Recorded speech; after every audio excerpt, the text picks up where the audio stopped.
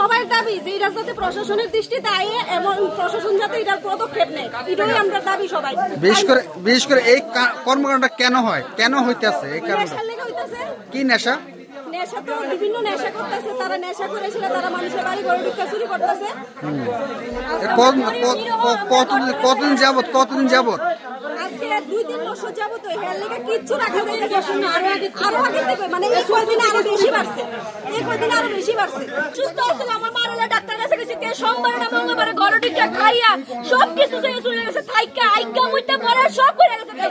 সে বাদ দিছে না কিছু, আগে কালকে 11টার সময় আমার স্কুল ব্যাগ সাথী সব লেগে গেছে। আমার জামা দেখছে স্ট্যান্ড ফ্যান কারেন্টের চুলা গ্যাসের চুলা কিছু সব লেগে গেছে। আজকে পর্যন্ত কিছু করা গেছে।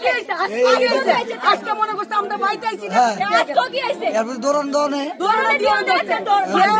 যদি চুরি না করে তাহলে ভাই সব সময় আমরা বাড়ির নারীকেল সুবাড়ি সারা বছর বাবুরে আমরা পুলিশে কালকে আমরা রাতে বেলা 6টার সময় আইছি, গিয়া 7টার সময় পুলিশে কমপ্লিট করছি। আজকে 7টা অবধি 24 ঘন্টা হইছে, একটা পুলিশ আইছে না। আর পুলিশে ফোন করছি পরে একটা পুলিশে কিছু কইছে না, 5-6 বার ফোন করছি, পুলিশে ফোনই ধরছে না। তাহলে কি প্রশাসন?